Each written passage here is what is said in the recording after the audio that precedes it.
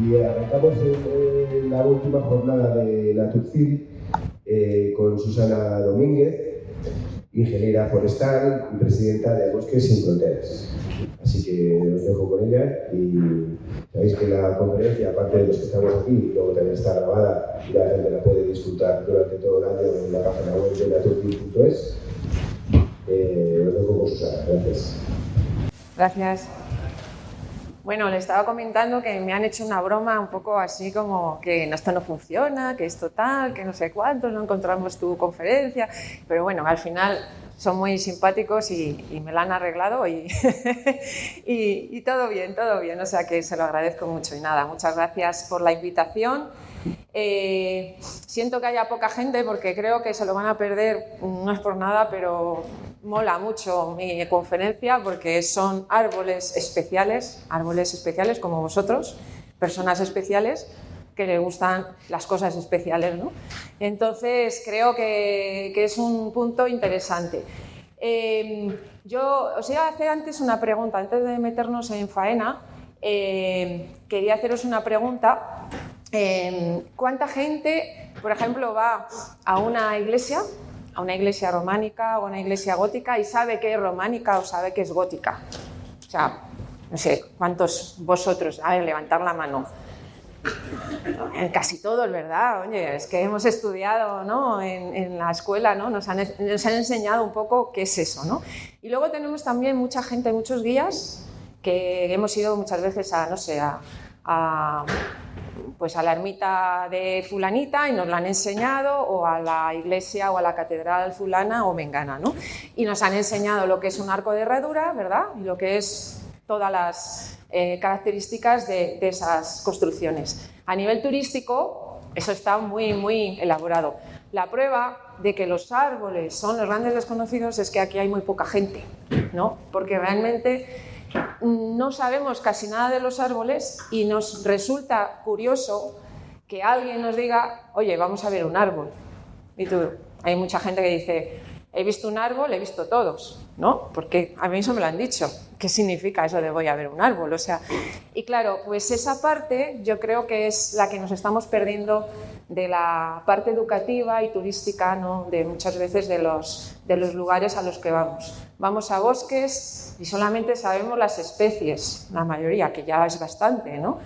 Pero no sabemos las características que tienen esos bosques, las peculiaridades de esos bosques, las historias, las tradiciones que hay detrás de esos bosques o de ese árbol en concreto, porque cuando hablamos de árboles singulares estamos hablando de, como digo, de elementos especiales que tienen una trayectoria, una historia y bueno, pues es yo creo que algo tan singular y tan especial que no se puede repetir jamás. Si a lo mejor nos ponemos a hacer una catedral, probablemente no seamos capaces de hacer una catedral como las que hacían los antiguos, ¿no? la gente antiguamente, pero bueno, podríamos intentar parecer, ¿no? Hacer algo parecido a una catedral. Pero un árbol singular, un árbol que ha pasado cientos de años en la vida y en la tierra, ese jamás vamos a poder conseguir otro igual, ¿no? O sea, ese árbol es único y eso es algo que yo creo que bueno, me gustaría transmitiros en esta charla y también me gustaría saber vuestra opinión también, ¿no? Porque creo que es muy interesante también ver vuestra perspectiva, ¿no? De qué es lo que opináis sobre los árboles y qué es lo que opináis sobre la posibilidad de darlo a conocer y el turismo, ¿no? Y bueno, pues en eso estamos. A ver, esto va para... A ver, sí. Bueno, yo siempre me gusta empezar con una foto muy bonita. Este es el Oparot, el padre de los olivos, que está en Horta de Sant Joan, en Tarragona.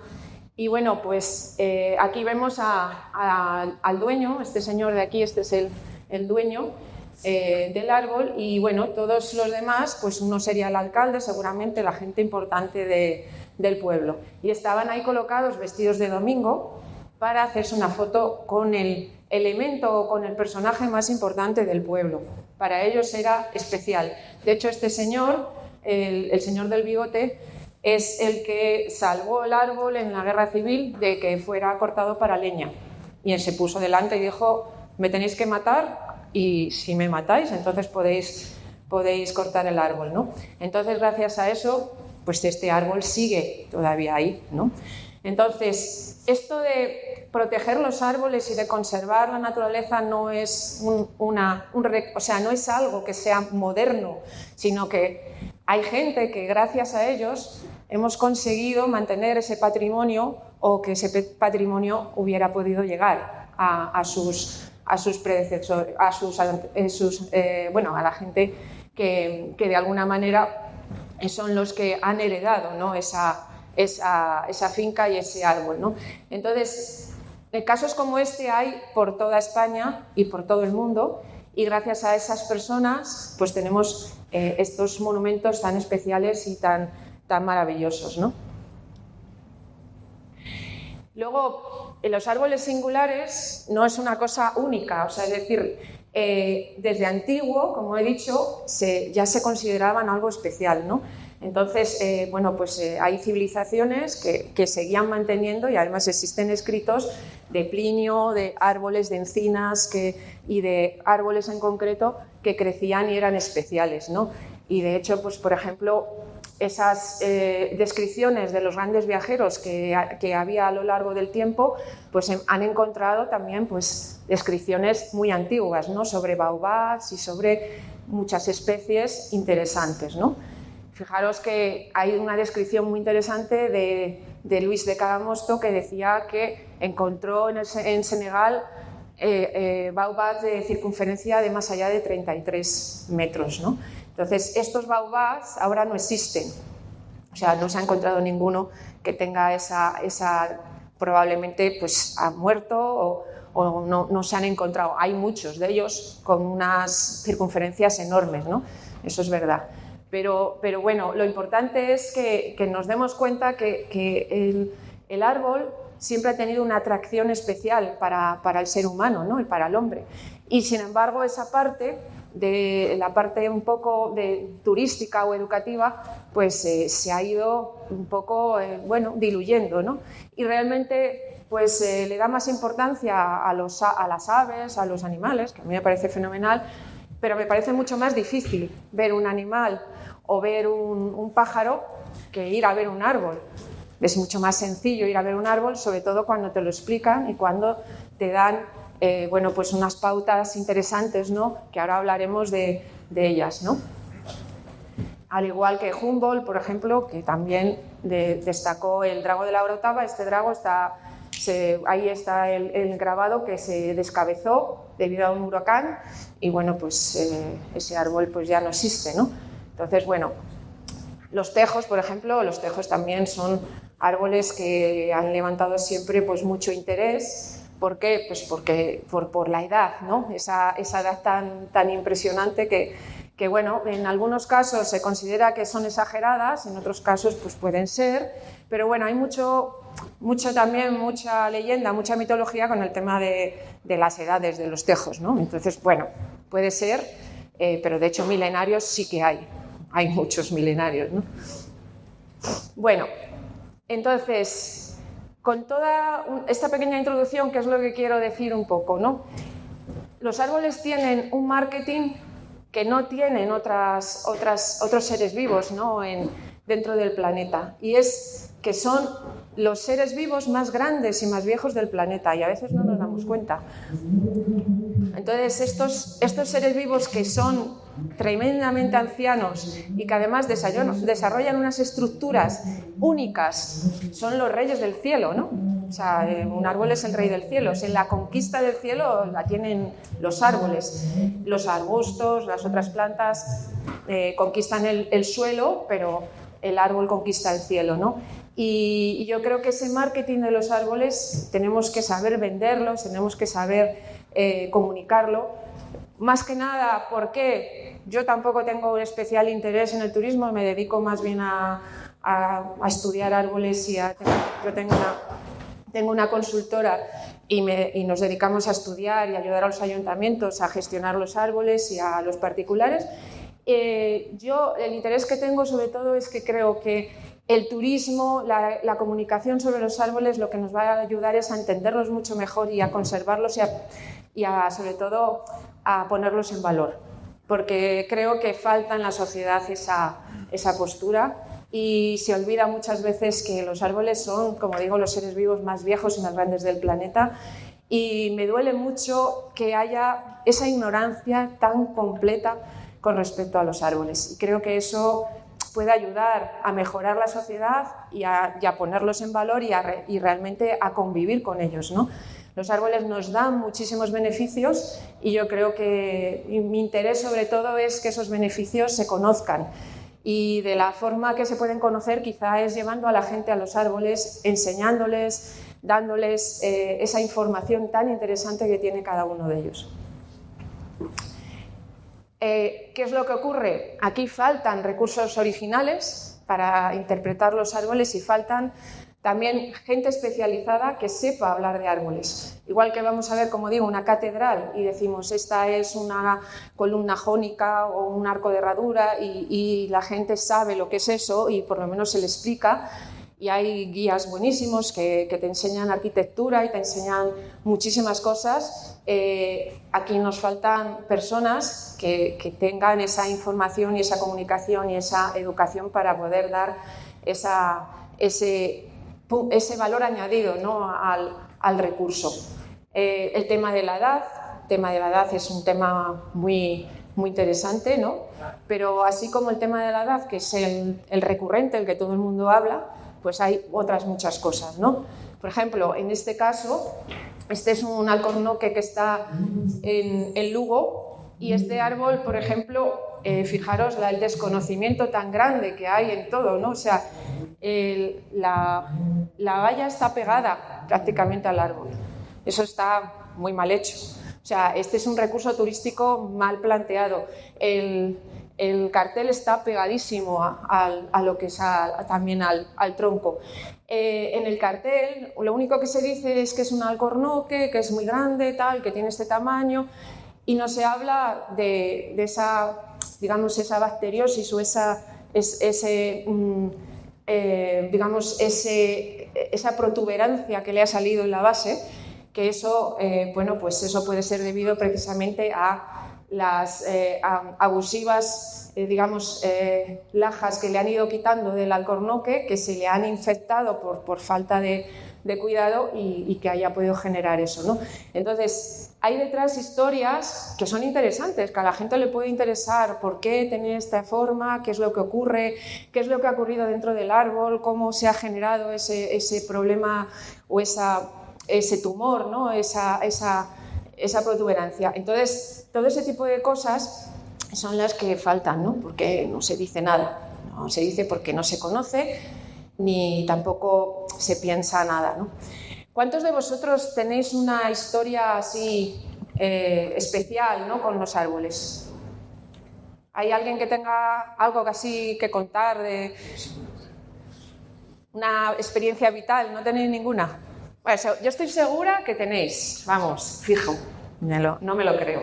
Porque yo siempre que voy a algún sitio, desgraciadamente para mucha gente, pues yo siempre hablo de árboles y soy un poco pesada, ¿no? Entonces me pongo a hablar de árboles y siempre al final empiezas a escarbar y todo el mundo dice, ¡jo, yo conocía! Cuando yo era pequeño tenía un árbol que, joder, yo me acuerdo que subía encima, tal, no sé qué. Bueno, siempre hay gente que te cuenta algo de árboles. Yo flipo. Yo siempre, al final, encuentro siempre alguien que me cuenta algo. Bueno, pues este señor a mí me contó una historia muy graciosa, Manolo, que fijaros qué cara de felicidad tiene este señor aquí en su árbol. Este era su árbol. Bueno, la estaca grande, en la historia de este hombre es que cuando él era pequeño, bueno, su abuelo plantó un olivo de pura casualidad, porque se dejó una varita de olivo para atar a su burra, que se llamaba Florentina, él me decía todo y tal, ¿no? Y entonces un día empezó a llover, la burra se fue, o sea, se desató y la varita de olivo quedó allí. Y entonces resulta que la varita prendió también, que se convirtió en la estaca grande.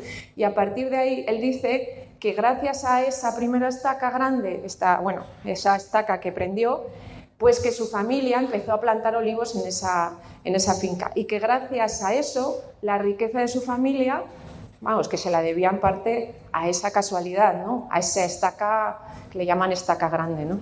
Y él nos contaba cosas como que en la guerra civil se metían debajo del árbol con su madre ahí, incluso fijaros que me decía detalles como teníamos como un espacio, una habitación para los chicos, otra para las chicas, y mi madre se llevaba la máquina de coser y debajo del olivo estaba haciendo, pues eso, sus labores debajo del olivo. O sea, cosas de este estilo pues son bonitas de contar, son cosas muy curiosas que llevan un poco de dónde ha salido ese árbol, qué es lo que ha generado, aparte de contar pues cosas propias de la estructura del árbol, de si ha sido podado, si no ha sido podado, qué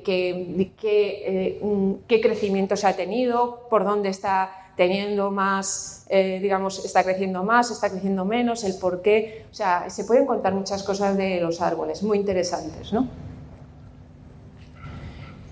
Mismamente, en cuanto, por ejemplo, cosas curiosas, ¿no? De plantaciones. Hay un eucaliptal en Chavín, que es uno de los primeros que se plantó aquí en España como, digamos, como experimentación, y a mí me parece, a pesar de que el eucalipto está muy denostado, pero a mí me parece un sitio único. ¿Por qué? Porque es un eucaliptal dejado a su libre albedrío y es completamente salvaje, está al lado de un río, es una cosa que es muy curiosa de ver.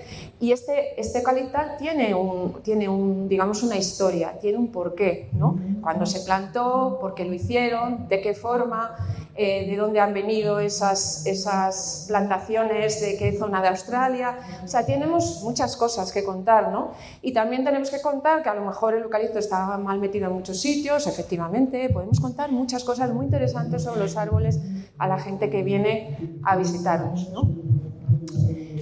Y bueno, ¿cuál es el problema que tenemos con los árboles y digamos, la posibilidad de darlos a conocer, ¿no? Porque no vamos a plantear, desde luego, yo no planteo en absoluto visitas masivas a ver el arbolado, o sea, me parece terrible. Yo creo que tenemos que ir a otro modelo diferente, totalmente, ¿no? Pero bueno, ahora lo hablamos. ¿Qué reflexiones podemos tener? Pues que hay perjuicios que pueden ocurrir al propietario. De hecho, bueno, pues la encina, había una encina muy grande que desgraciadamente se ha malogrado, y luego si queréis hablamos de eso, pero que es la encina de las 1000 ovejas. Bueno, pues el propietario de la encina de las 1000 ovejas, que estaba en el Valle de Alcudia, en Ciudad Real, pues estaba, la verdad, al principio encantado de que viniera la gente, porque era como, bueno, pues vienen a ver mi encina y tal. Pero ya cuando empiezan a venir autobuses de 50 en 50 y ya la cosa pues se está desmadrando, pues llega un momento en que el hombre ya pues no le gusta, lógicamente.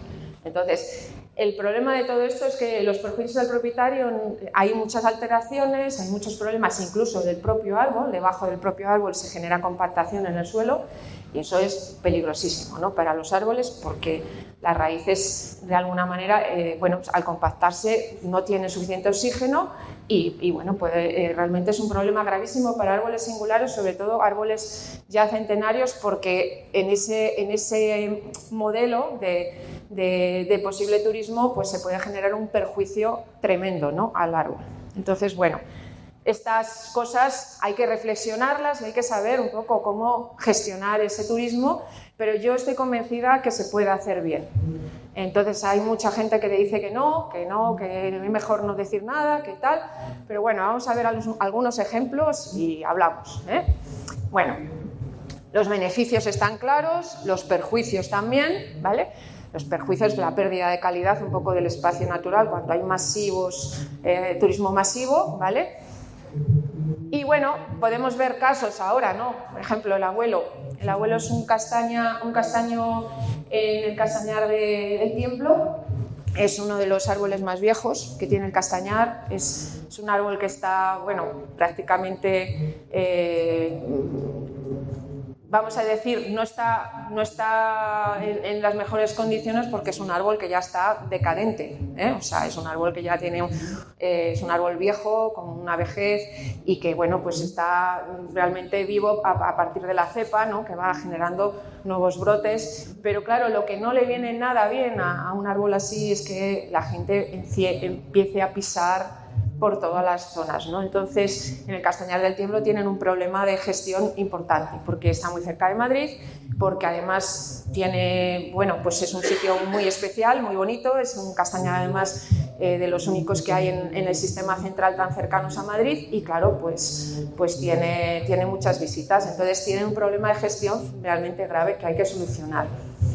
En el caso del Tejo de Rascafría, pues pasa lo mismo. Se ha puesto una valla para evitar que la gente pase, pero bueno, es un árbol también muy delicado, que es un árbol muy viejo, probablemente esté en torno a 1700 años y es un árbol que realmente, bueno, pues claro que hay que tener cuidado con su gestión, ¿no? y tenerlo claro, ¿no? Entonces, lo importante es que tenemos que ayudar también al propietario, para que pueda gestionarlo adecuadamente. Y bueno, pues lo que falta es precisamente una planificación. Ahora voy a pasar una serie de diapos de zonas en donde la gente va a ver árboles, va a ver bosques y además de una forma masiva. Y por ejemplo, estamos pues en Yosemite. La forma que ellos han evitado un poco para que no haya esa compactación es que hay, si veis, aquí hay como un camino de madera que está levantado y entonces la gente pasa por el camino de madera y está totalmente prohibido bajarse de esa ruta, ¿vale? Entonces, bueno, de esa manera evitan la compactación y evitan el que la gente se meta por cualquier lado y haga lo que quiera.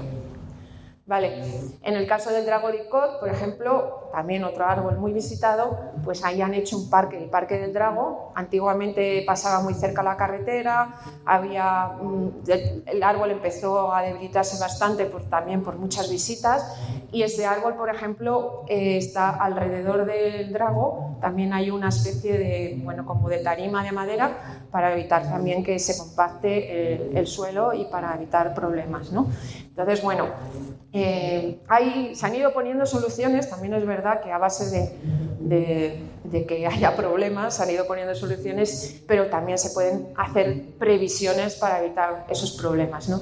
En el caso del Matusalén, que es uno de los árboles más viejos del mundo, que está en Sierra Nevada y en California, hay varios de este estilo alrededor.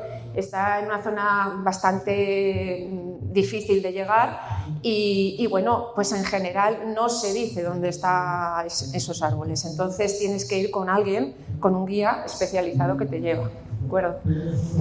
En el caso también este es el oltillo, dicen que es uno de los árboles más viejos. Bueno, yo ahí discrepo, pero es una pifia que dicen que tiene, no sé si 9000 años o algo así, cosa que dudo, pero bueno, eso ya es otro tema. Pero bueno, es un árbol que, por ejemplo, también no dejan ir solos a verlo, no dejan las ubicaciones concretas y bueno, cuando tú quieres ir tienes que ir con un guía y te acompaña para verlo, ¿de acuerdo? Entonces, bueno, en el caso del Ayo del Montejo, ya sabéis, es una zona cerrada que además funciona muy bien, la gente se apunta y tú, si tienes tu plaza, pues viene un guía y te enseña ese magnífico hayedo que tenemos cerca de Madrid y que evita esa masificación, ¿no? Entonces, como vemos, hay formas de evitar esos problemas. Y también tenemos que pensar un poco en qué es lo que queremos. Por ejemplo, aquí he puesto es que esto no sé si funciona. Aquí tenemos a la derecha un roble en Villamudria, en Burgos, que es un árbol realmente chulo, muy bonito y tal, pero es un árbol que nadie conoce. Prácticamente nadie conoce ese árbol, está en un pueblo abandonado donde no sé si hay 2 habitantes. Nosotros cuando fuimos había 2 habitantes, nada más. Y de hecho cuando llegamos allí nos dijo el señor, ¿qué hacéis aquí? Y nosotros, ¿vais a venir a ver la ermita? No, vamos a ver el árbol. Se quedó así como diciendo, ¿de dónde vienen ustedes? De Madrid. ¿De Madrid? Y vienen a ver un árbol, o sea, flipaba totalmente. Claro, entonces, este caso, pues claro, no, es el caso extremo. No es conocido, es un árbol que si algún día pasa algo, nadie se entera. Si algún día a alguien se le ocurre cortarlo, da más o menos igual, porque nadie se entera, no está protegido, no es conocido. Sin embargo, tenemos el caso contrario, que es el castañer de Can Cuch, que está en Montseny, donde va muchísima gente a verlo, y el hombre, el propietario, que además es un propietario privado, pues ha tenido problemas porque de erosión, de compactación del terreno, tal. Entonces a este señor hay que ayudarle, porque no le podemos dejar solo con un patrimonio que además él lo dice, este señor es un encanto, y nos decía, es que no es mi árbol, es que es un árbol que yo tengo la suerte de tener en mi casa, o sea, en mi finca, pero no es mío. O sea, simplemente es un legado que me ha tocado, pero no es mío. O sea, él decía que eran de todos, ¿no? De toda, era un patrimonio de todos. Entonces, bueno, nosotros tenemos un pequeño programa de viajes que, bueno, aquí veis la camiseta, abraza tus árboles. Y lo que hemos intentado con este pequeño programa de viajes es dar a conocer los árboles, esos bosques especiales, ¿no?, que tenemos en nuestro territorio, e intentamos pues que la gente pues los vea desde otro punto de vista. Entonces utilizamos además una metodología muy cuidadosa, es decir, no queremos nunca tener un viaje más allá de 20-25 personas. Vamos andando a los sitios y sobre todo lo que intentamos propugnar es el respeto y la valoración del arbolado, ¿no? Aquí, por ejemplo, este es un viaje que hicimos a Silos, y aparte de ver el fantástico ciprés de Silos, estuvimos viendo las secuoyas, estuvimos viendo otros árboles alrededor, y por supuesto pues también disfrutamos de la cultura del propio monasterio y del entorno y de todo lo demás. Hicimos además unas rutas, en fin, son viajes semiculturales, pero también con un componente muy, muy alto a nivel natural, arbóreo, ¿no?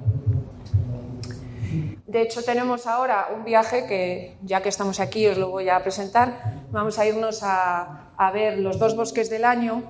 Nosotros en Bosques Sin Fronteras hacemos unos premios todos los años, que es Árbol y Bosque del Año, y vamos a ir a ver los 2 bosques del año del Bierzo, que uno está en el Soto Villar de los Barrios, cerca de Ponferrada, y el otro está en Cobrana, que es un alcornocal, que además es bastante singular porque es un alcornocal que solamente es el único alcornocal que tenemos en el Bierzo, ¿eh? Entonces, bueno, pues estaremos también ahí tomando un magosto en otoño y nos daremos un baño de bosque, porque precisamente el Soto Villar de los Barrios es uno de los bosques terapéuticos que hay en España, y entonces haremos también un baño de bosque.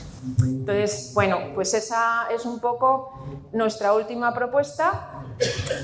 Y bueno, ya por último, pues me gustaría recordar una frase de un ecologista senegalés que precisamente dice eso, ¿no? Lo importante de conservar, que solamente podemos conservar lo que amamos, solo amaremos lo que entendemos y solo entenderemos lo que nos han enseñado.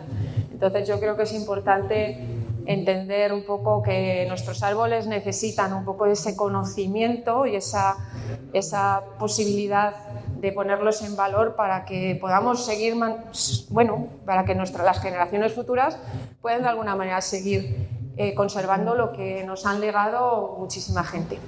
Y nada, si queréis ahora, pues si queréis alguna pregunta o queréis que comentemos algo, pues yo encantada. Gracias.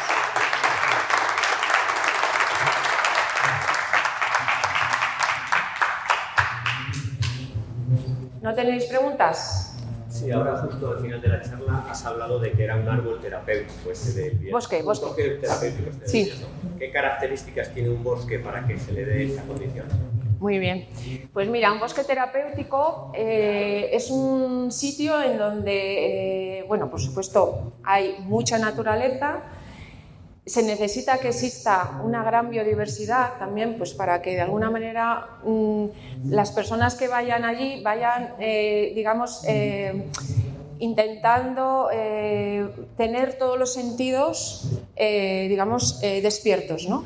Entonces, que haya mucho olor, que haya sobre todo mucha tranquilidad, que haya poco ruido, ¿vale? Que además sea normalmente es una visita siempre muy laxa, no puede ser un bosque terapéutico y que va subiendo una pendiente tremenda, ¿no? Y generalmente son paseos además entre 2-3 kilómetros en donde se van haciendo ejercicios, ¿eh? Entonces ejercicios de concentración. Por ejemplo, que si hay algo de agua también, eso es muy interesante, ¿no? Porque oyes el ruido del agua, sirve para relajarte, para respirar, ¿sabes? O sea, es un sitio en donde tú te encuentras, en conexión completa con la naturaleza, pero con todos tus sentidos, el tacto, ¿no? Entonces haces ejercicios a lo largo de todo el paseo, potenciando esos sentidos. Eso es el bosque terapéutico, ¿vale? ¿Alguna pregunta más? Esta de Villar de Barros, no sé, de Baños, no se ha afectado por los incendios. No está afectada por incendios. Bueno, ha estado a punto, ¿eh? Sí.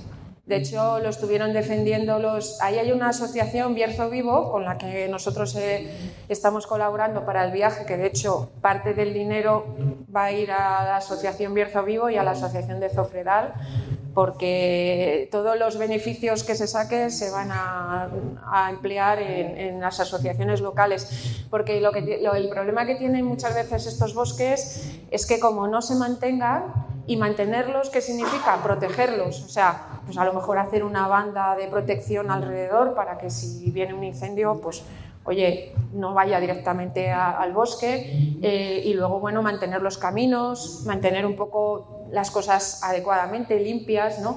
Porque, bueno, ya sabemos que siempre hay gente que va que no tiene esa misma sensibilidad, ¿no? Pero estas dos asociaciones son, yo creo que geniales, porque son los que realmente están ahí peleando porque el bosque siga vivo, ¿no? Y que haya pues esa posibilidad de seguir visitándolo y de poder seguir disfrutando de él. ¿Alguna pregunta más? ¿No? ¿Seguro?